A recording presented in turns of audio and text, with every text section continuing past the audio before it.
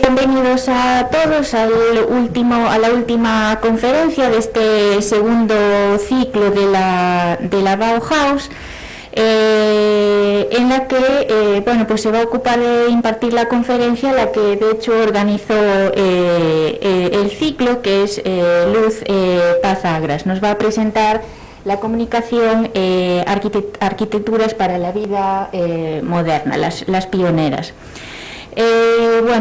Luz Paz Agras es doctora, arquitecta por la Universidad de A Coruña. También tiene un máster en arte, museología y crítica contemporánea por la Universidad de Santiago de Compostela, y realizó una estancia de postdoctorado en la Escuela de Arquitectura de Bartlett en Londres, con una bolsa de la Fundación Barrier. Desde el año 2004 trabaja en el campo de la arquitectura, el urbanismo y el comisariado de exposiciones, por los que ella ha recibido varios reconocimientos a nivel nacional e internacional. También es profesora en la Universidad de A Coruña, en el área de composición arquitectónica, dentro del Departamento de Proyectos Arquitectónicos, Urbanismo y Composición. Por tanto es compañera mía, y forma parte del grupo de investigación en composición arquitectónica y patrimonio GICAP de la Universidad de La Coruña. Con esta última conferencia, que también va a versar en torno a las pioneras alrededor de la Bauhaus, pues cerramos el ciclo, y simplemente, para ya no perder tiempo y que lo aproveche Luz en la conferencia, ya le cedo la palabra. Muy bien, muchas gracias, Fanny. Voy a moverme para aquí.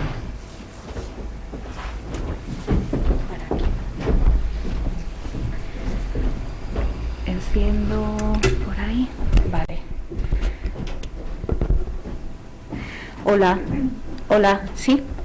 Hola, buenas noches.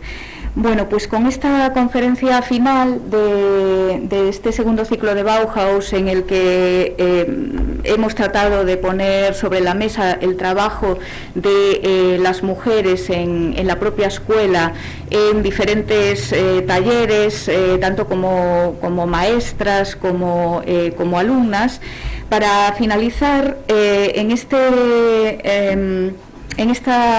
última conferencia voy a tratar de hacer un recorrido por algunas de las arquitecturas que arquitectas mujeres, no todas ellas arquitectas de profesión, pero en todo caso sí autoras de esas arquitecturas, han desarrollado, y lo he titulado Para la vida moderna, ¿no? Introduciendo aspectos que tienen que ver precisamente con eso, ¿no? El inventarse modos de vida que respondan a esas nuevas condiciones modernas, y dar respuestas desde la arquitectura a esos nuevos modos de vida, ¿no? Por lo tanto,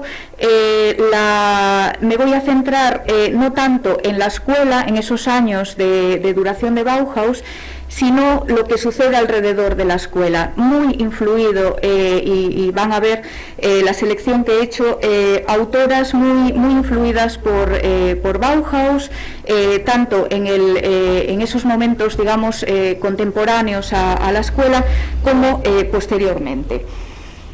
Cuando hablamos de arquitectura moderna, nos referimos normalmente a arquitectos, nos referimos a hombres. Se asocia normalmente de esta manera. ¿Por qué? No había mujeres, no había arquitectas, menos, eso es indudable, ¿no? Pero sí había. Cuando hablamos de este momento ya histórico, han pasado 100 años, hemos celebrado el centenario de Bauhaus en el 2019, Cuando hablamos de este momento histórico, lo tenemos que hacer a través de lo que nos ha llegado, ¿no? De cómo se ha contado la historia. Y la historia de la arquitectura moderna se ha contado de diferentes maneras. Hay una cantidad sustancial de historiografías sobre ese momento. Y la historia se va haciendo, se va cuajando a partir de esos relatos que en ocasiones tienen que ver en cómo también se empiezan a contar en el momento, ¿no? Es el caso de esta exposición que se celebra en el Museo de Arte Moderno de Nueva York, en el MoMA, en el año 1932, sobre la arquitectura moderna, Modern Architecture. Año 1932, es decir, estamos hablando de un periodo en el que la Bauhaus, que comienza en el año 1919, la etapa de Gropius llega hasta el año 28 y en el 32-33 el periodo de Bauhaus está prácticamente finalizando bajo la dirección de Mies, ya en un momento decadente, ¿no? Como saben, cerrada la escuela por imposición del nuevo gobierno nazi. En este momento, por tanto, se celebra en Nueva York un lugar de libertad en este año, en este periodo, en el que estos autores, Philip Johnson, arquitecto, y Henry Russell Hiscott, un historiador, trabajan en el MoMA en elaborar esta exposición, que es una exposición sobre la arquitectura moderna, es decir, es una exposición que va a recoger la arquitectura del presente. Estamos en el año 32, las obras que se muestran son obras que se acaban de terminar en esos momentos. Y a través de esta construcción de la arquitectura moderna van a dejar un testimonio que hoy utilizamos como un referente para hablar de esa época. Y en esa exposición, en la que después de un viaje de Philip Johnson con el director del MoMA a Europa, rastreando a artistas, arquitectos de esa época, la selección que se hace incluye a la Bauhaus. ¿Y cómo la incluye? La incluye como una escuela, pero la incluye como arquitectura.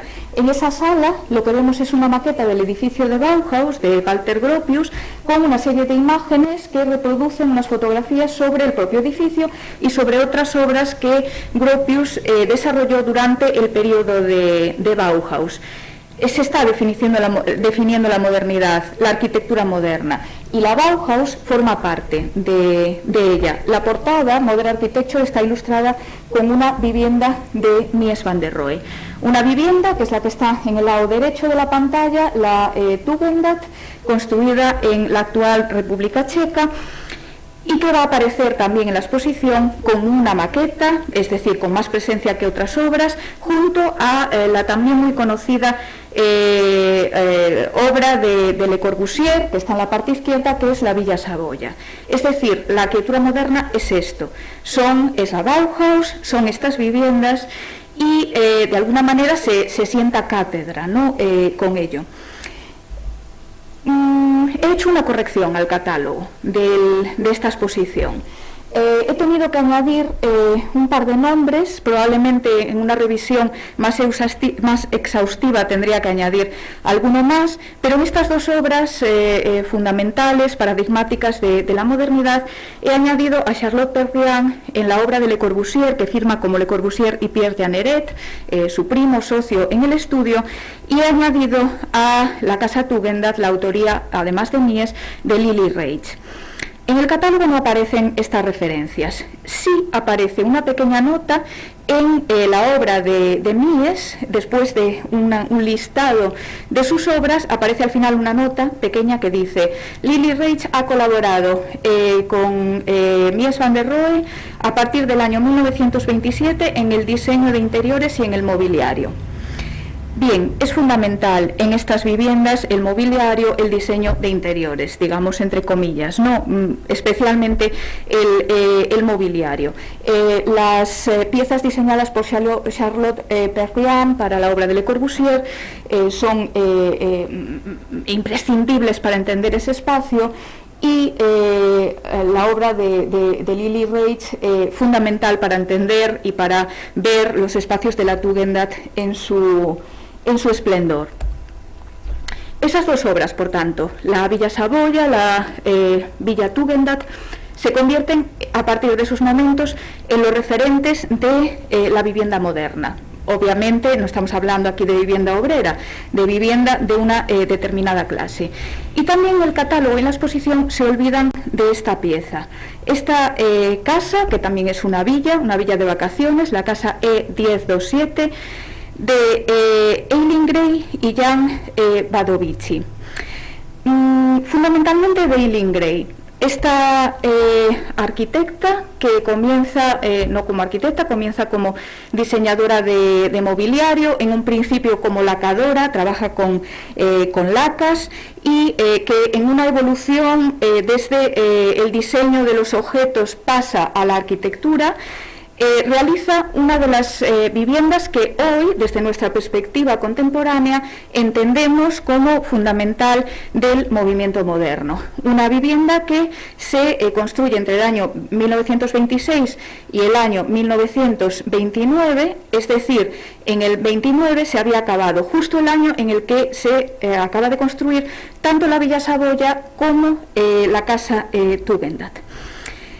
Eileen Gray, durante los años que, es una irlandesa, de una aristócrata, realmente de una familia aristocrática, que se va a París en busca de la vanguardia, en busca de ese ambiente creativo que se vive en París en los primeros años del siglo XX, y allí va a empezar a trabajar, como les decía, pues con estos trabajos de lacado, aprende con un maestro japonés la técnica del lacado y desarrolla obras como este biombo, que empiezan a aproximarse al espacio, ¿no?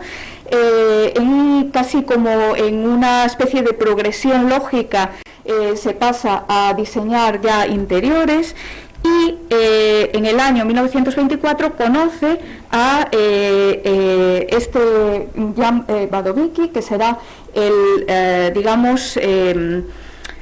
iba a decir cliente, pero no cliente, porque realmente es el promotor, es el usuario, el habitante para el que Eileen Gray va a diseñar esa casa, pero la casa la va a pagar ella y al final es una casa de pareja que ella abandona cuando la pareja se rompe y queda en manos de Jan Badovici. Voy a señalar, aquí le vemos a él, que él sí tiene formación como arquitecto y que es el que publica, el editor de esta publicación tan importante también para la modernidad, para el movimiento moderno, que es la Architecture Vivante, en donde se publican obras de Le Corbusier, de Walter Gropius, de Wright, etcétera, ¿no?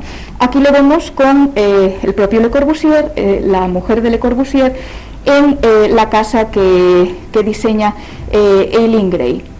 Después esta foto cobrará más relevancia en unos minutos. La vivienda se publica, la casa se publica precisamente en la Architecture Vivante en el año 1929, en estas láminas en donde se ve, ¿no?, la casa en esa época, en estas fotografías en blanco y negro. Se trata de una casa de vacaciones en donde, pensada para habitar sobre todo durante el verano, en la Costa Azul, cerca de Mónaco, en un lugar que Eileen Gray elige, busca y que entiende propio, estupendo, ¿no?, para construir esta vivienda. En estos momentos, como se puede ver, pues se trata de una zona pues nada construida, bastante salvaje, y de hecho no llega ni un camino, ¿no?, a la casa. Se empieza a construir todo en esta época, cuando ella decide situar allí la vivienda. Bueno, se ven imágenes de esa vivienda moderna en la que el propio Badovici dice que colabora en cuanto a que anima a Eileen Gray a desarrollar su talento en el diseño y la asesora en temas técnicos, es decir, que las ideas fundamentales y el diseño son de ella, ¿no? Y aquí la vemos ya en una fotografía reciente. La casa ha sido recientemente restaurada, con lo cual tenemos imágenes actuales en donde se ve el esplendor sobre todo de los diseños de esos espacios de Eileen Gray, y donde se ven algunas edificaciones más en esa zona. El diseño de Eileen Gray, estoy aludiendo así con un tono un tanto como de reproche, ¿no? De esta casa es que no estaba ahí, no se publicó, no se expuso en esos lugares de referencia. La casa pasó como por distintas fases en las publicaciones, ¿no? En esta, muchas de las imágenes que aparecen son del Architective Vivant. Aparece con la autoría de los dos, ¿no? De Gray y de Badovici.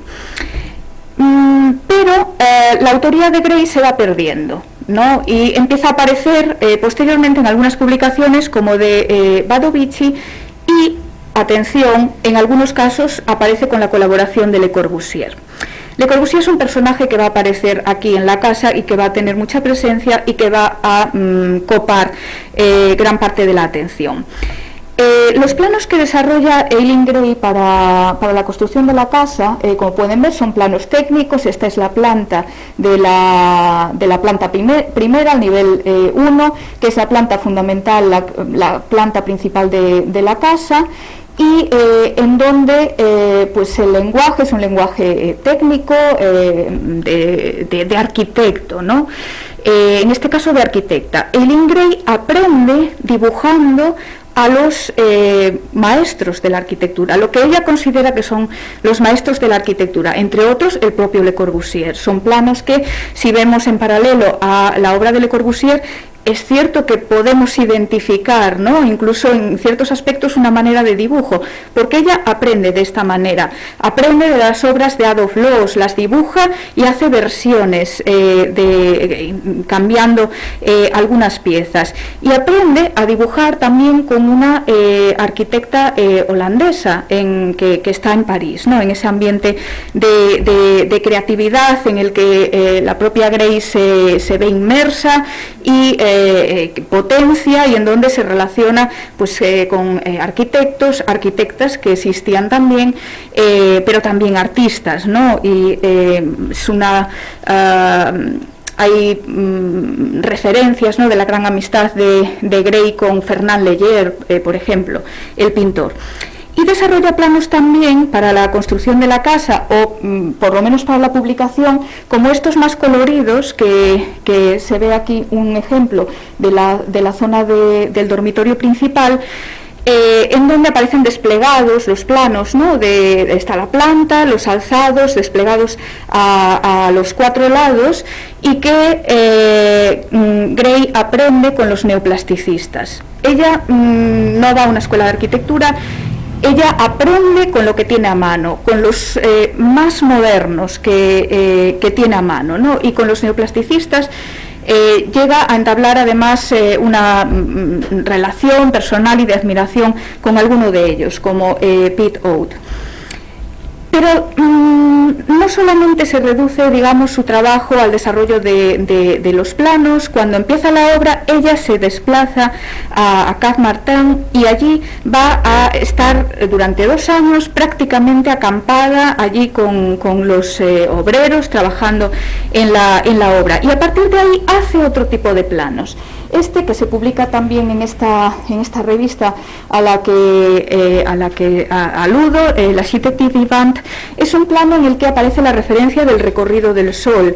Estando allí, ella estudia y dibuja, lleva sus dibujos, el recorrido del Sol, la dirección de los vientos, y todo esto lo introduce en el proyecto, pues por ejemplo con la conformación, el mayor detalle de esta galería abierta que caracteriza, ¿no?, la fachada principal de la vivienda, y hace también una especie de recorridos en el interior del espacio, indicando un acercamiento más sensitivo, ¿no?, más de cómo nos encontramos, cómo nos sentimos en estos espacios.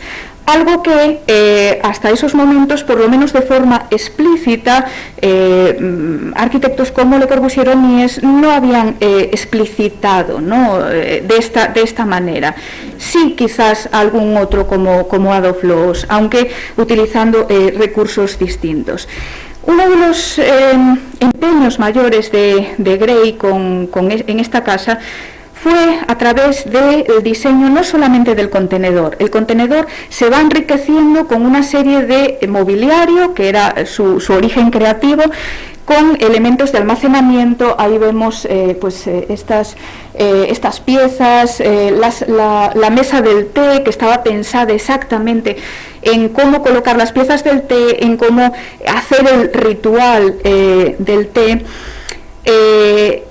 Insisto en las piezas de almacenamiento, porque es también una idea que Eileen Gray va a trabajar no solamente en este proyecto, en algún proyecto posterior, y que es un, digamos, plus no habitual con esta intensidad en algunas obras paradigmáticas de la modernidad. Sí, más en épocas posteriores, ¿no? Y desde luego en el mundo contemporáneo. Cuando hoy diseñamos una vivienda, el almacenamiento se convierte en uno de los principales problemas, ¿no? O digamos en uno de los principales ejercicios a resolver. Y Eileen Gray desarrolla detalles y diseños para más de 100 piezas en esta casa. Las fotografías que podemos ver de estos espacios son muchas y difícil de parar, es difícil seleccionar una única imagen de este trabajo de Eileen Gray. La cocina, con esas conexiones directas con el exterior, a una terraza en la que se podía instalar también el comedor, el diseño específico de cada uno de los baños de la vivienda, en este caso es de la habitación de invitados, que estaba en la planta baja, el lugar de trabajo, el estudio, con esas vistas maravillosas al Mediterráneo, con el diseño tan preciso también y tan específico de las ventanas, ¿no? De las piezas de ventana, de cómo abrir, de cómo sombrear. A la derecha se ve la mesa del comedor, que era una mesa también, una mesa para comer, una mesa de corcho para poder colocar directamente cosas calientes y muy ligera para poder sacar directamente a la terraza, o una pequeña habitación a continuación del espacio central de la casa, cuyo objeto era el de servir de lugar de lectura, ¿no? Y diseñadas también todas estas piezas para el confort de leer. Se publica esta lámina, todas las láminas son en blanco y negro en esta revista, la Cité Vivant. Las que vemos en color son fotografías actuales ya de la vivienda restaurada. Lo que se hace es que en alguna de ellas, como que es el espacio principal, se colorea a mano alguna de las piezas, ¿no? Y ahí vemos el espacio principal de la casa, el salón, para el que Eileen Gray diseña una cama. En la parte de atrás, detrás de ese muro blanco, está el baño, un baño más abierto. El espacio de lectura estaría al fondo. Unos espacios continuos para vivir de una manera también moderna, distinta y acorde con también, ¿no? la personalidad de la pareja que lo habitaba. Aquí vemos este espacio ya con diseños también de mobiliario de Eileen Gray, diseños que se comercializan aparte, ¿no? de la vivienda y que llevan el nombre de la vivienda. Y fíjense que antes he recalcado lo del muro, el muro blanco, ¿no? Y ahora en el muro blanco vemos que ha pasado algo, ¿no? Hay un mural, ahí es un mural de Le Corbusier, ¿vale? Un mural que Eileen Gray no pidió que se hiciese en esa vivienda. La historia, la relación entre Le Corbusier y esta casa, lo que implica también, ¿no? con la propia Eileen Gray, ha dado mucho de sí y todavía está por reflexionar más sobre el tema, ¿no? Sobre todo interpretado desde el punto de vista del género. Ahí vemos a Le Corbusier desnudo, pintando murales en la casa de Eileen Gray, y ahí le vemos, le ven tirado en la cama del salón principal, como si aquello fuese su casa. Cuando Eileen Gray rompe su relación con Badovici, ella se va de esta casa y se construye otra casita más pequeña, también tremendamente interesante, no muy lejos de esta zona, pero es ella la que deja la vivienda y se queda a vivir aquí Badovici. Y ya cuando Eileen Gray vivía también en este lugar, recibían visitas de colegas, ¿no?, habitualmente, y uno que les visitaba mucho era Le Corbusier. Le Corbusier, que hablaba de lo bien que estaba la casa, pero siempre un poquito con la boca pequeña, ¿no? Cuando Eileen Gray se va, Le Corbusier convence a Badovici para que le deje pintar los murales, ¿no? Pinta 11 murales, de los cuales se conservan en la vivienda 5, que se han restaurado como parte de la historia de la casa, ¿no? Cuando Eileen Gray ve aquello, rompe las relaciones con Le Corbusier, ¿no? Entiende que ha sido un atropello absoluto de su trabajo, esos muros blancos que ella había respetado, ¿no? Y de alguna manera también expresado, liberado, ¿no? Porque hemos visto que en la vivienda hay cantidad de objetos diseñados que se acercan a las paredes, ¿no? Y de repente hay unos muros blancos que ella había diseñado específicamente, ¿no? Y Le Corbusier decide aplicar color, ¿no? Aquí vemos otro de esos ejemplos. Esto, la lectura que se hace hoy en día de esto es, de esta actuación, es de un atropello y toma de posesión, ¿no?, de esa vivienda, que parece que a Le Corbusier le gustaba más de lo que le apetecía. Le Corbusier publica estos murales como en sus obras, ¿no?, como parte de sus obras, y se refiere a la vivienda como una casa al borde del mar, sin indicar ni autoría ni lugar exacto, creando también cierta ambigüedad sobre si la casa era suya, ¿no?, la había hecho él. Y de hecho hay en textos en donde aparece, ¿no?, pues la casa de Le Corbusier en Cap Martin. No, es la casa de Eileen Gray. Y no contento con esto, en el año 1951 construye su famoso cabanón. En la Escuela de Arquitectura tenemos en el hall una réplica de esta cabaña de 3 metros de lado, mínima, en donde Le Corbusier diseña todo este mobiliario específico para una cabaña de vacaciones. Está conectado con el restaurante que está al lado, con lo cual pues no necesita cocina, el baño es mínimo, etcétera, ¿no? Bueno, también un trabajo que, sabiendo que está al lado de la casa de Eileen Gray,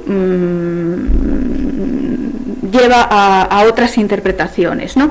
Y lo sitúa en la parte alta de la parcela, de manera que si hoy vivimos en la casa de 1027, tendremos el cabanón de Le Corbusier vigilándonos desde arriba, ¿no? De alguna manera apropiándose también de ese espacio y desde luego apropiándose de ese lugar que había descubierto y que había propuesto para construir Eileen Gray. La casa se llama E1027, se preguntarán por qué, es el nombre de Eileen, y el 1027 se corresponden con las iniciales de Jan, la J, la B y al final la G, por el orden alfabético. Si hacen la lectura lo entenderán. Eileen, y después son las letras de Jan Badovici Gray. Le he llamado la más moderna en este recorrido. Las arquitectas estamos en los años 20, las arquitectas de esta época van a trabajar muchas en colaboración con arquitectos, ¿no? O con otros equipos, con lo cual van a quedar en muchos casos pues en un nombre pues con mucha suerte, como en el caso de Lily Reich, ¿no? En una nota a pie de página en la obra de Mies. Pero hay algunas que, digamos que la autoría de algunas piezas es tan clara que sí se han identificado, cuando se empieza a recuperar, ¿no? El tema de las pioneras en los años 80, 90, sí empiezan a salir nombres en los que se identifican las autorías como claras, ¿no? Es el caso del trabajo de Margarete Schutte-Lioski, que es una vienesa, una arquitecta vienesa, la primera titulada en Austria, que esto le he llamado yo el compromiso feminista, ¿no? Como una de sus aportaciones fundamentales a la arquitectura y a la arquitectura moderna, porque comienza trabajando en colaboración y formando parte, ¿no? de equipos, pero siempre poniendo un punto de atención muy claro en la vida de las mujeres, el modo de vida de las mujeres, y tratando de alguna manera de contribuir a mejorarlo, ¿no? Hablamos ahora ya de vivienda social, vivienda obrera, en contraposición a esas otras villas, ¿no? que vemos y que hemos visto, ¿no? y que apreciamos. Pero el problema ahora es distinto, ¿no? En el caso de Margarete Schutte-Lioski, ella estudia en Viena, en un momento en el que la, digamos, intensidad arquitectónica y cultural de la ciudad es muy importante, y va a tener la oportunidad, porque esto sí es una oportunidad, de trabajar con Adolf Loos en los proyectos de la Viena Roja.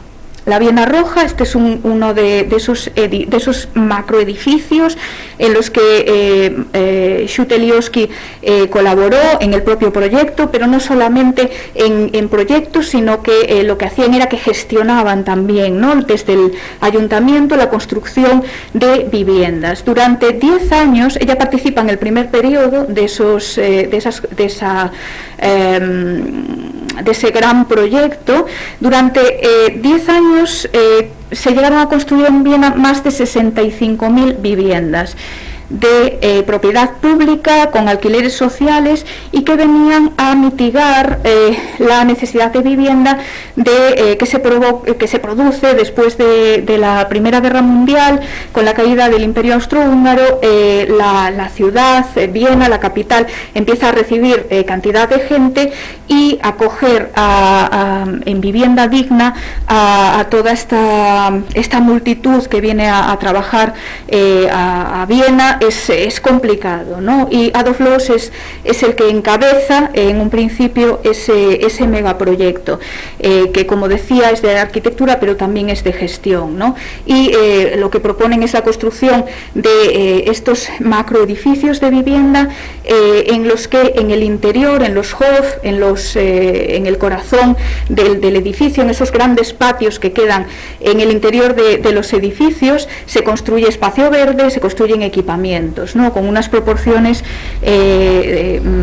científicamente estudiadas y acordes con el número de habitantes que van a tener estas edificaciones, ¿no? Y además se hace no en las afueras de la ciudad, se hacen los intersticios, en espacios que han quedado vacíos por una u otra razón, y se completa la ciudad, ¿no? de alguna manera. Y Schutte-Lioski va a ser una de las protagonistas de este proceso. Y en el año 32, en Viena, cuando se celebra la Werbung, que es la reunión, digamos, en este caso la exposición arquitectónica que celebra el Werbung, la asociación de arquitectos, artistas, pero también constructores, empresarios, políticos, etcétera, que quieren potenciar la calidad de la producción alemana, en este caso también de la austríaca. Construyen un pequeño barrio en las afueras de Viena, y Schutte-Lioski va a ser una de las autoras, va a construir estas dos pequeñas viviendas, y una de las pocas. En las exposiciones de la Verbum, como arquitectas, constructoras de vivienda, digamos, en todas las que hubo solo participaron dos, Shutelioski y otra arquitecta en Praga. En medio de esto, en medio de la Viena Roja y de la Verbum, Shutelioski va a pasar un tiempo muy productivo además en Alemania. Aquí la vemos en la exposición de Stuttgart, en la construcción de una vivienda hecha por Walter Gropius, por el director de la Bauhaus, y este es el trabajo en el que ella va a participar, de la mano del arquitecto alemán Ernst May, que está construyendo el nuevo Frankfurt, el Gran Frankfurt. Una operación urbanística que se desarrolla en la ciudad de Frankfurt, mediante la cual se están construyendo también barrios satélite alrededor de la ciudad, ¿no? Barrios tremendamente modernos para los que Ernst May contrata a Margarete Shutelioski para trabajar en su equipo. Y ella va a desarrollar un prototipo, además de otras cosas, pero especialmente un prototipo de vivienda sobre el que venía ya trabajando en Viena también, de cocina, que se conoce como la cocina Frankfurt. ¿Qué es esta? Y decía yo, el compromiso feminista, ¿no? Claro, el compromiso feminista, y hablamos de las arquitectas que diseñan cocinas, ¿no? Es un poco casi como de risa, ¿no? Claro, tenemos que situarnos en el contexto. En los años 20 no era planteable que en una familia tradicional, obrera, de clase media-baja, la mujer era la que jugaba un papel fundamentalísimo, tan importante como el de el hombre que iba a ganar la vida, ¿no?, a la fábrica. La mujer tenía que ocuparse de los labores de la casa. Pero en esa época, además de los labores de la casa, en muchas ocasiones tenía también que ir a la fábrica.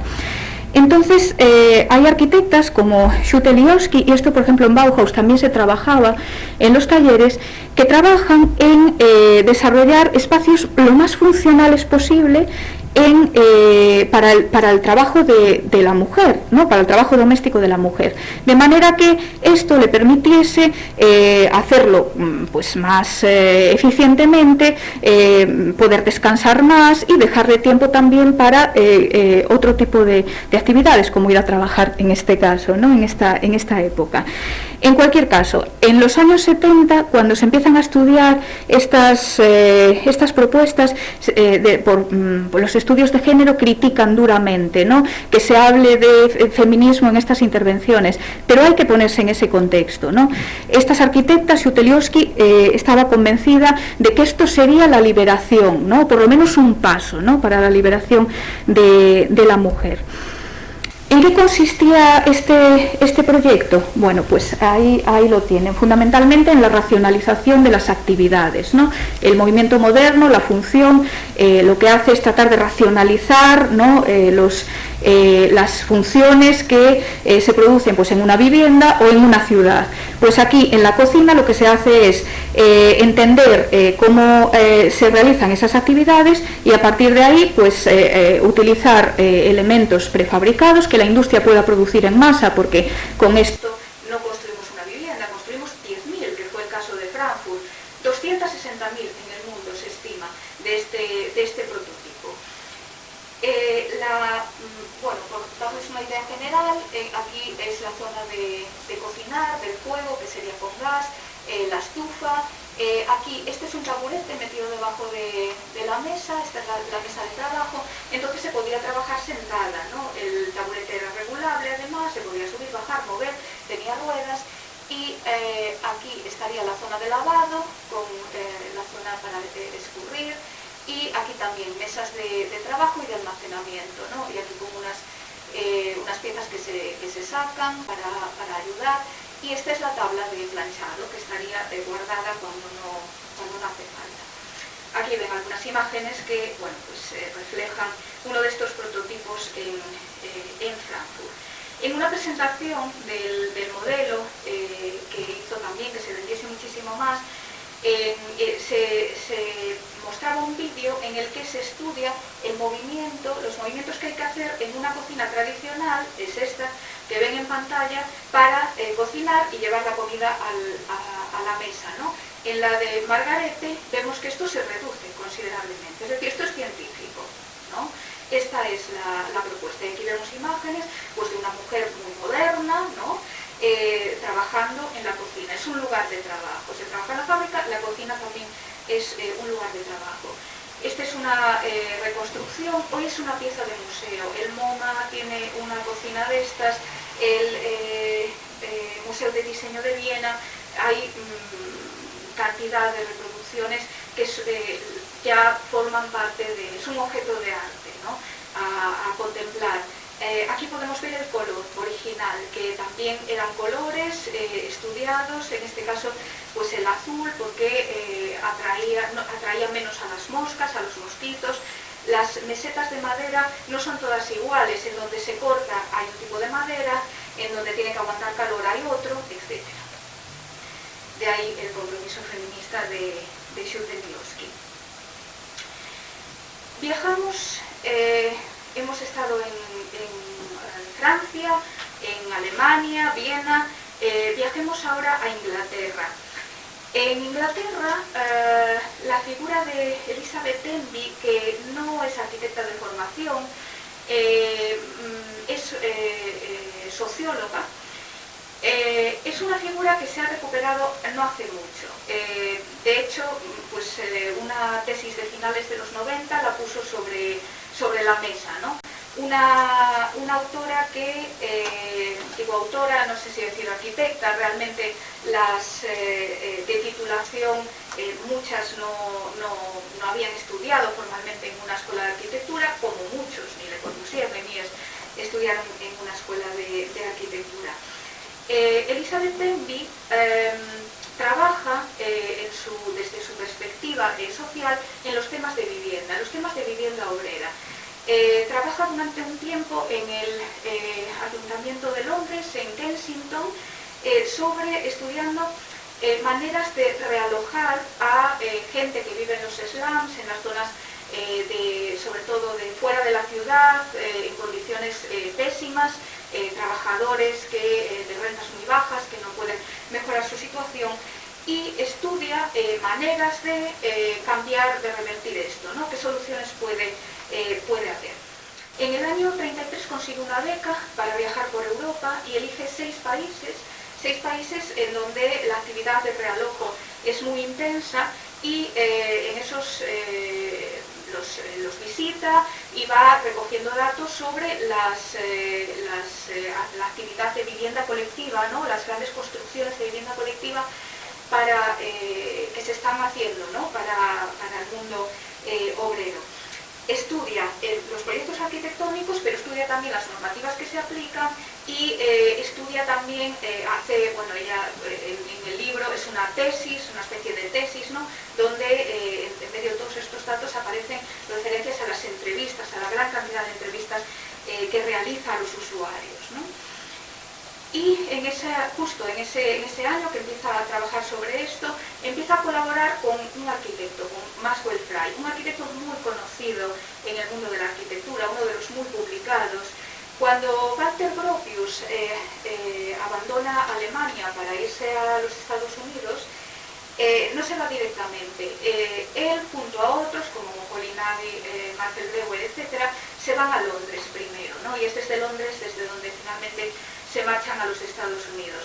Y en ese periodo que pasan en Londres, estos arquitectos no pueden construir, no pueden firmar ellos solos, ¿no? Y Gropius va a asociarse con Maxwell Fry, es decir, es un ortodoxo, ¿no? de la modernidad. Bien, el nombre de Elizabeth Denby desaparece de estos proyectos porque figura únicamente en Maxwell Fry, pero sobre todo sus estudios, esa tesis que se hizo en los 90, puso sobre la mesa lo relevante que fue su trabajo, ¿no? Colaboran en 2 proyectos, en la Sassoon House, que es un proyecto pequeñito de un bloque de viviendas, y en la Kensal House, que es, a ver si encuentro una imagen, general, bueno, lo vemos ahora. La Kensal House es esta operación que se hace aquí, esta operación urbanística y de vivienda, que está situada en la zona oeste de Londres, en medio de, como ven, infraestructuras de todo tipo, el tren, vías rodadas. Esta es una imagen más o menos actual. Este es un gran centro comercial actualmente. Esta zona estaba vacía, con zonas industriales, aquí se ve también parte, ¿no? Bien, esta propuesta de la Kensal House, en la que trabajan efectivamente Maxwell Fry, pero con la colaboración imprescindible de Elizabeth Denby, lo que se propone es una comunidad, no es un conjunto de viviendas, es una comunidad. Es decir, a partir de sus estudios y de sus análisis y su propia experiencia, Denby lo que propone es que en esos bloques de vivienda colectiva, tiene que haber espacios comunitarios y tiene que haber zonas donde las familias puedan dejar a los niños, a la vez que realizar sus propias actividades de ocio, etc. ¿Es esto nuevo? No, lo hemos visto en otras propuestas modernas.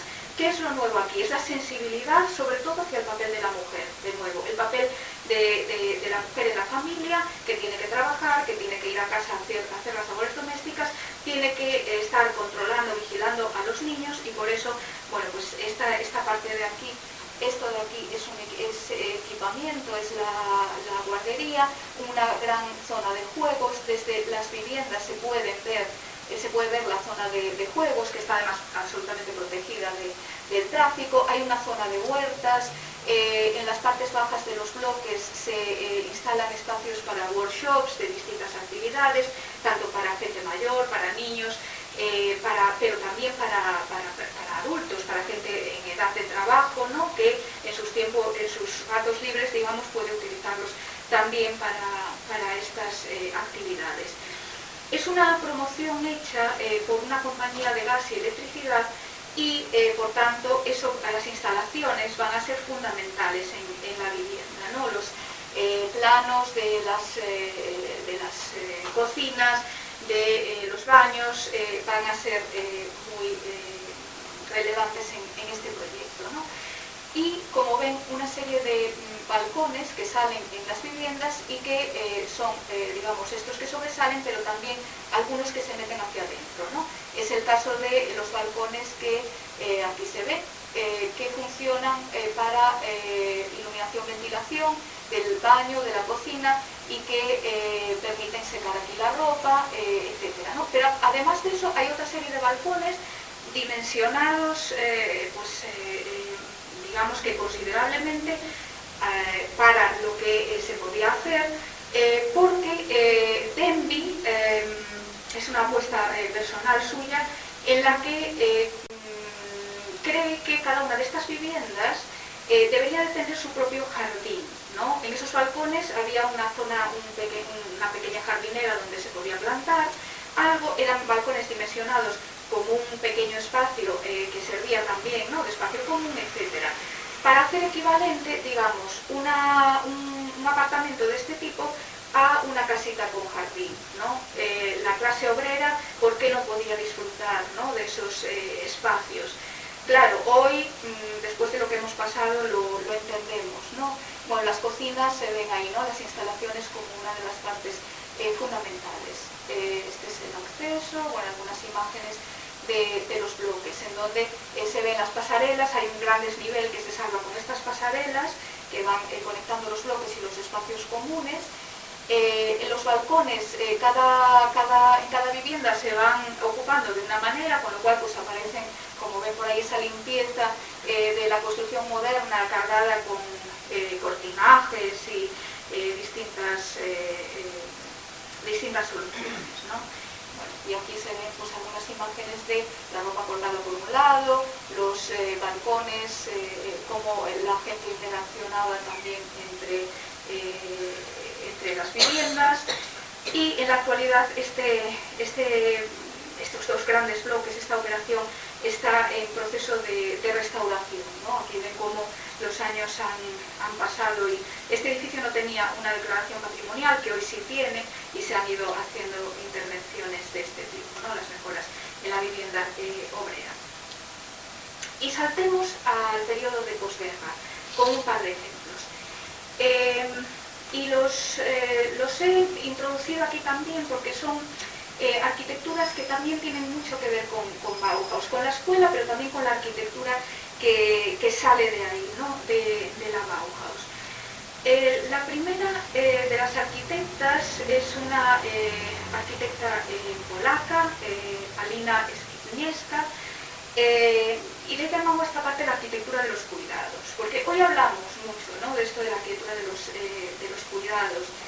Y Skibniewska, que es una arquitecta polaca que trabaja sobre todo en los años 50 y tantos, 60, en la reconstrucción de Varsovia, cuando saben que Varsovia es bombardeada en la Segunda Guerra Mundial y queda en pie solo un 10% de la ciudad, y lo que vemos hoy en Varsovia, ese plan centro histórico, es una reconstrucción hecha en esos años, ¿no?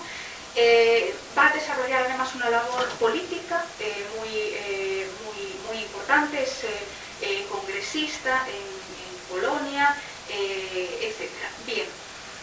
De alguna manera, Skibniewska siempre fue una arquitecta alternativa, ¿no? en esta Polonia que tiene una tradición de arquitectas, tengo que decir, comparado con España, por ejemplo, ¿no? En Polonia, en los años 30, ya había un número considerable de arquitectas ejerciendo la profesión. Bien, en este barrio construido por Alina Zoliborski, este barrio forma parte de un gran conjunto de intervenciones que se hacen en la época de posguerra, en paralelo a la reconstrucción del centro de Varsovia. Estos arquitectos, estas arquitectas, Alina está trabajando en la reconstrucción de Varsovia, en la reconstrucción del teatro en concreto, ¿no? Y la arquitectura que están desarrollando es una arquitectura un poco pastiche, ¿no? Como haciendo referencias a elementos historicistas, bueno, para recuperar, ¿no? ese carácter histórico, entre comillas, ¿no? Más historicista del centro de Varsovia. Pero cuando intervienen en estos barrios, en las afueras, barrios también de realojo, en este caso de la posguerra, de la Segunda Guerra Mundial, lo hacen ya con una mentalidad absolutamente moderna, ¿no? Y basándose en modelos desarrollados en esos años 20, pues en escuelas como la Bauhaus, en los congresos de los CIAN, etc.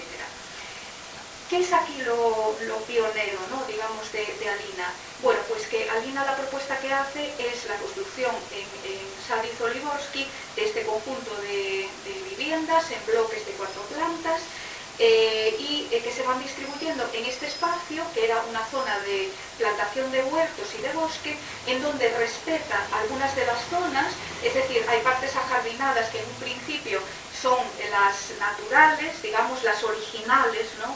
Natural en algún caso, intervenidas con huertas en otras, y de hecho en intervenciones posteriores se fueron ocupando más partes, ¿no? Pero en un principio en el proyecto la idea era respetar gran parte de la vegetación existente, ¿no? Sobre todo aquí en esta zona, que después se hizo aquí este bloque de mayor dimensión. Este es un gran equipamiento, que es la escuela, y hay pequeños equipamientos por ahí que se van metiendo entre los bloques. El espacio exterior, las actividades a desarrollar son una de las partes fundamentales de la propuesta. Cuenta con la colaboración de otra Alina, los apellidos son imposibles de pronunciar para mí, de otra Alina paisajista, trabaja mano a mano en esto. Aquí ven imágenes actuales del barrio, ¿no? En donde se ve esa importancia en estos espacios. En algunas zonas incluso, ¿no? Se respira un poco esa pervivencia del bosque, los pequeños equipamientos que se van introduciendo en medio de esa densidad, esta cantina que siguen utilizando los vecinos intensamente. Y en las viviendas lo que propone es la construcción de unos módulos que se repiten, ¿no? Es decir, las viviendas son todas iguales, pero se diseñan unas piezas de mobiliario, que es un catálogo complejo de piezas de mobiliario que se van articulando de distintas maneras según sea necesario, ¿no? De manera que estos esquemas son suyos. Una misma vivienda puede servir para una familia que en un determinado momento pues tiene un bebé, ¿no? Aparece aquí en este esquema, ¿no? Es una vivienda de 57 metros cuadrados que tiene un bebé. Bueno, bien, y tiene es una pareja, tiene dos hijos, adolescentes se supone, porque aquí duermen juntos, comparten habitación, y un bebé. Bueno, pues el mobiliario nos va a permitir ir adaptando la casa de una u de otra manera para que esto pueda servir de distintas formas, ¿no? Hasta el punto de, por ejemplo, en este caso en el que ya todos son mayores, la familia son los padres con 3 hijos mayores, esto se va haciendo más complejo, ¿no? Porque necesitamos ya habitaciones separadas. Pero es posible, ¿no? Los muebles nos permiten ir configurando una u otra manera. Incluso una cama de matrimonio puede también dividirse en un momento en el que, bueno, pues se necesitan cuidados especiales, ¿no? Por eso la arquitectura de los cuidados me refería. En una presentación del barrio, la propia Alina explica, ¿no?, cómo es en polaco, con lo cual lo vamos a silenciar, pero explica cómo es el barrio. Vemos unas imágenes de cómo son estas viviendas y la vamos a ver a ella misma, ahí explicando la flexibilidad, ¿no?, con las piezas del mobiliario. Gracias, Amparo, que me ha pasado este maravilloso vídeo. Ahí ven imágenes de esas viviendas transformables a lo largo de la vida, a lo largo de las distintas necesidades, ¿no?, que puedan aparecer, ¿no?, donde podrían convivir gente mayor que necesitase una serie de cuidados, se puede adaptar, ¿no?, sin tener que abandonar estas viviendas. Y ya para finalizar, y muy brevemente, tengo que hacer un apunte, es imprescindible hablar de esta arquitecta, de Lina Bobardi, ¿no?, saltando en este caso a Brasil, y con también esta acción pionera de unir modernidad y cultura popular. Aquí la vemos en una imagen a bordo del barco que la traslada en los años 40 a ella y a su marido de Italia a Sao Paulo. Cada una de estas arquitectas, cada historia merecería una hora, ¿no?, de su propia biografía, nos ayudaría también a entender de manera más clara, ¿no?, sus propuestas. Pero sirva un poco como apunte, ¿no?, para demostrar el carácter pionero, ¿no?, de estas arquitectas, que eran pocas, por tanto primeras, pero que además han sido pioneras en aspectos que han sumado, ¿no?, que han implementado a la arquitectura moderna. Cuando Lina Bobardi llega a Sao Paulo, se encontraría una ciudad, es un poco falso esto que pongo porque es una imagen más reciente, pero en construcción. Estaría formándose esta ciudad tan densa, ¿no?, en la que su primera obra va a ser la Casa de Vidro, que es una casa propia para ella y su marido, que construyen una zona boscosa al sur de la ciudad, en medio de esa gran densidad. Una vivienda en la que va a expresar la modernidad más moderna, sirva la redundancia, del movimiento moderno ortodoxo que ha aprendido y que ha practicado en Italia, tanto en sus estudios como después en colaboraciones en estudios de arquitectos tan modernos, tan importantes como Gio Ponti, Bruno Cevi, etc. Su primera obra es una obra moderna, es una obra, podría decir, en este ciclo Bauhaus. El contacto con la cultura popular, que la fascina, sobre todo desde que la invitan a ir a Salvador de Bahía, empieza a entrar en contacto con la cultura popular, con las fiestas, con los ritos, con las artesanías. En este caso también Pietro Bardi, que es su marido, es clave en esto, ¿no?, pues él está también trabajando y coleccionando estos elementos. Esto hace que pase también a su propia producción. Estos son ya imágenes de dibujos suyos, estas son unas piezas para un montaje de una exposición que ella hace. Y por elegir una obra en la que esto, digamos, de alguna manera transforma o suma, ¿no?, esa idea de cultura popular a la modernidad. Cuando construye el Museo de Arte de Sao Paulo, en el centro de Sao Paulo, en la avenida Paulista, este es un esquema muy explicativo, ¿no?, de cómo es el edificio, ¿no?, unas en realidad es una viga colgada, ¿no? Una gran viga colgada que genera un gran vacío en ese lugar. Este es el museo. El encargo le llega, sobre todo por las relaciones que establecen allí con el mundo del arte, y lo que le piden a Lina es un proyecto que empieza como con pocas expectativas, ¿no?, de que se haga, y después va tomando forma, y al final, pues incluso dice ella, ¿no?, sorpresivamente se acaba construyendo. Y lo que le piden es una sede donde se pueda exponer la colección del Museo de Arte de São Paulo, una colección que está creciendo y que tienen una pequeña sede, necesitan una sede potente en el centro de la ciudad. La avenida Paulista, un carácter muy representativo de esta zona, y el solar, la parcela en la que se va a situar, es esa plataforma que ya existía, sobre la que había un gran belvedere, un edificio neoclásico en el que se celebraban eventos, ¿no?, bodas, bautizos, en donde la gente iba las tardes de domingo a tomarse algo, con unas fiestas estupendas sobre la ciudad. Ese edificio quedó en desuso, se fue deteriorando.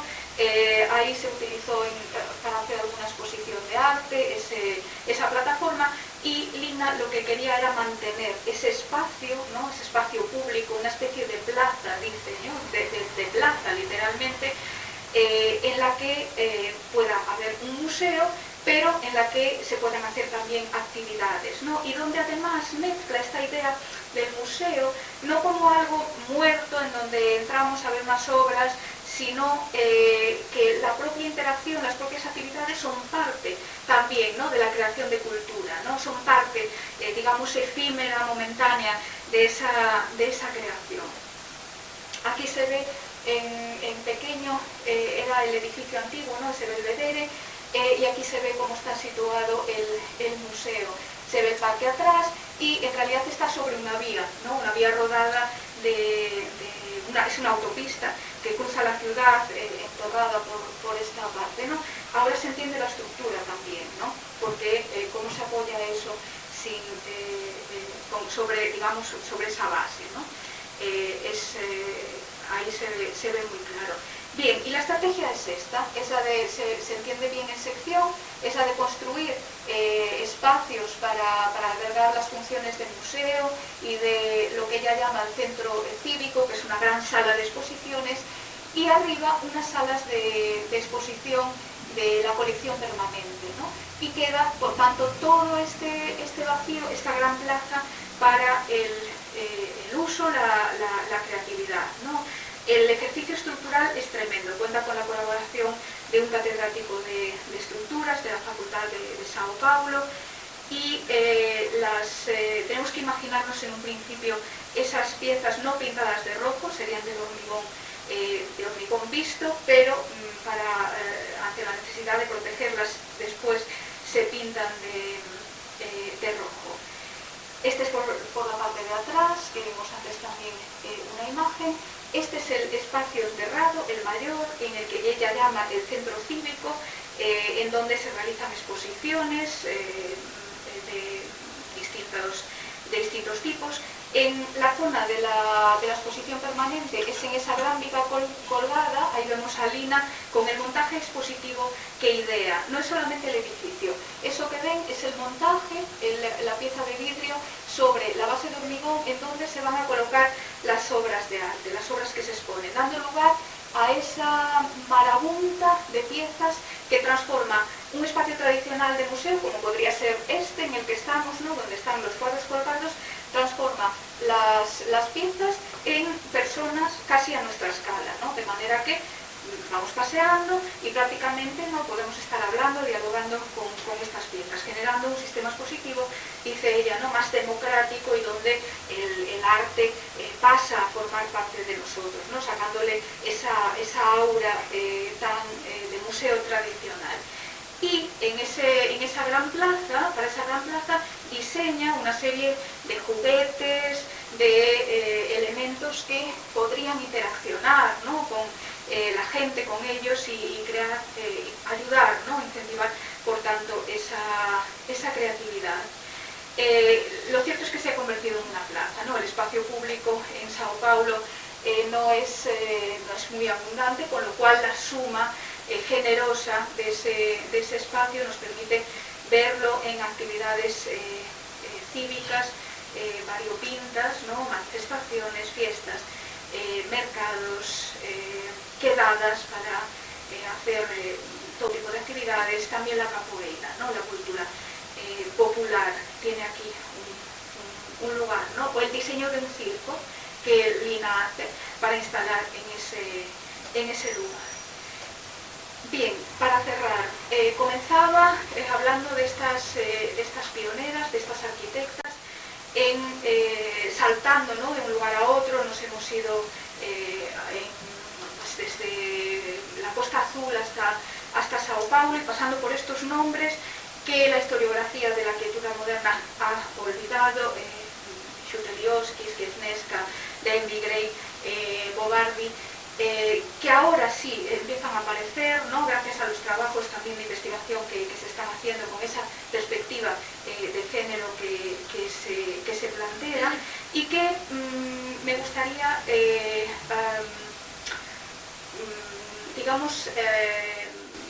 me gustaría cerrar pensando que lo que he tratado de explicar aquí es que son pioneras en dos sentidos, no solamente en uno. Lo decía antes, uno porque efectivamente son de las primeras, pero otro porque todas las obras que hemos visto, una de cada arquitecta, ha sido pionera en introducir algún aspecto que tiene que ver con la modernidad, pero que, si se dan cuenta, nos acerca mucho a lo contemporáneo, ¿no? La arquitectura de los cuidados, la cultura popular, la creatividad asociada al mundo del arte, el tema de los espacios libres ligados a la vivienda, los balcones, etc.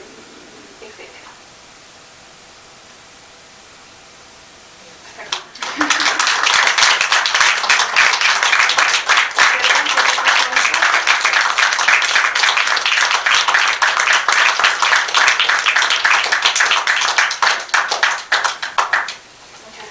Me he pasado un poquito de tiempo, disculpas. Me he emocionado al ir metiendo cosas y más, y cuesta seleccionar. Bueno, si quieren alguna pregunta, si quieren comentar algo. Había en Margaret había una cifra de años que ponía 1897 y luego 2000. Sí, 103 años vivió. Ella de 103 años. Sí. Qué bárbaro. Sí, 103 años, sí, vivió. Y después de este momento tan eufórico, ¿no?, de la cocina y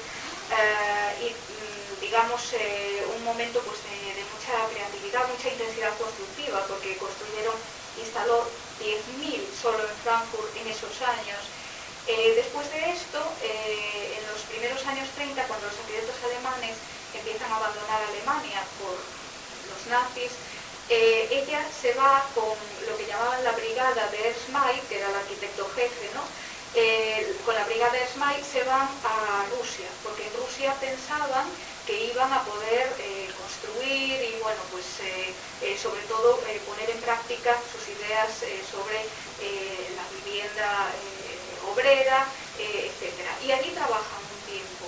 Pero con Stalin en Rusia eso se empieza también a complicar, ¿no? Y a partir de ahí todos inician viajes diversos por el mundo, ¿no? Y Margarete se va a China, se va a Japón, está un tiempo en Turquía, vuelve a Viena. Durante la Segunda Guerra Mundial está en Viena, se une a la resistencia,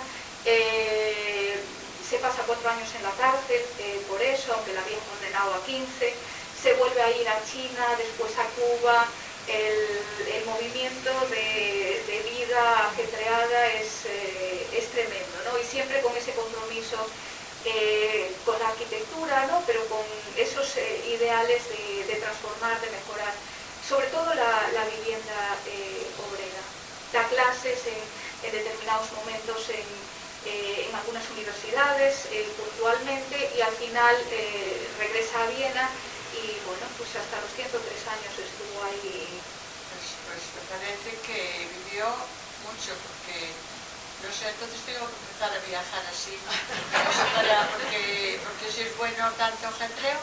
Pues, y mucho compromiso político, parece ser, porque... Además estuvo en la cárcel, estuvo trabajando, estuvo viajando tanto, y eso, pues, sí. No me explico cómo no se murió antes. Pues, ahí está. Pues ahí es una idea, ¿eh? Sí, desde luego. Muchas de estas arquitectas tuvieron un compromiso político muy marcado, muy importante, y además que les supuso reprimendas de tener que dejar el país. Lina Bo Bardi es otro ejemplo, ¿no? Las dos militaron en el Partido Comunista, Margaret en el austríaco, Lina en el italiano, y es gente que entendía la arquitectura como un servicio a la sociedad.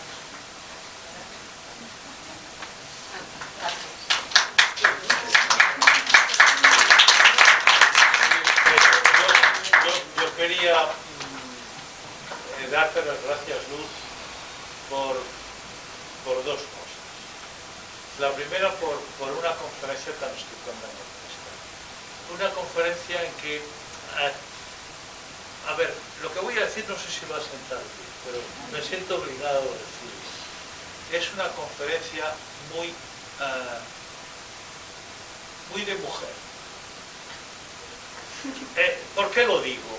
Lo digo por el cuidado exquisito con el que ha articulado todo el discurso, la precisión de las palabras, ni una más ni una menos, y con unas imágenes en las que has puesto un cariño en la disposición, en la composición, que verdaderamente es un gusto, ¿no? Y esto lo quiero trasladar a las 4 conferencias, porque me ha llamado la atención. Solamente he podido estar en 3, pero las suficientes, y conociendo a Fanny seguro que ha ido por el mismo camino, son de un compromiso intelectual, en este caso por divulgar un trabajo artístico en diferentes modalidades. Bueno, primer agradecimiento. Segundo agradecimiento porque ha sido la coordinadora de este ciclo y que ha demostrado, a mi modo de ver, la oportunidad de que se hiciera, y de que nos ha dado también la oportunidad de conocer un trabajo nada banal, porque en todas las conferencias ha habido una cantidad de investigación. Creo que conozco bastante bien este periodo y me has contado cosas que no sabía. Y eso significa que el esmero y el compromiso intelectual son muy importantes. Espero y deseo para la academia que ese curso que ya estás pergeñando para el año que viene tenga los mismos resultados como mínimo que estos. Muchas gracias, y esta es tu casa. Muchísimas gracias. Transmítelo también a las otras 3 compañeras. Bueno, Fanny, extiendo las palabras, y a Luisa y a Yolanda por la gozada que supone para todos los que hemos venido a asistir a esta conferencia. Pues muchísimas gracias. Sí, yo quiero agradecerte la confianza para llevar a cabo esto, porque la idea es de Celestino, tengo que decir.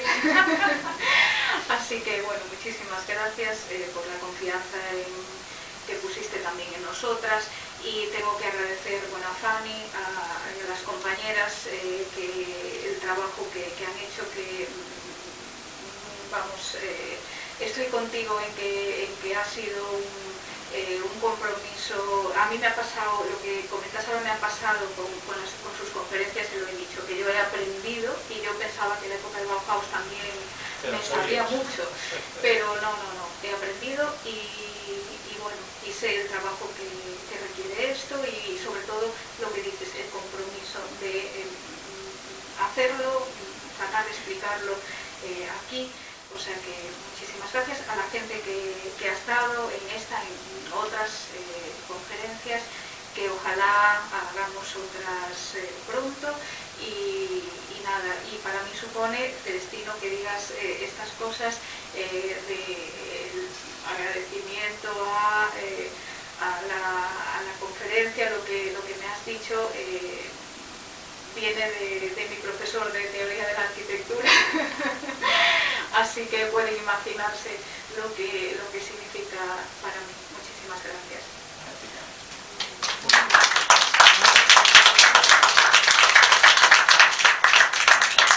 Muy bien, pues clausuramos este acto. Y esperamos el próximo. Efectivamente.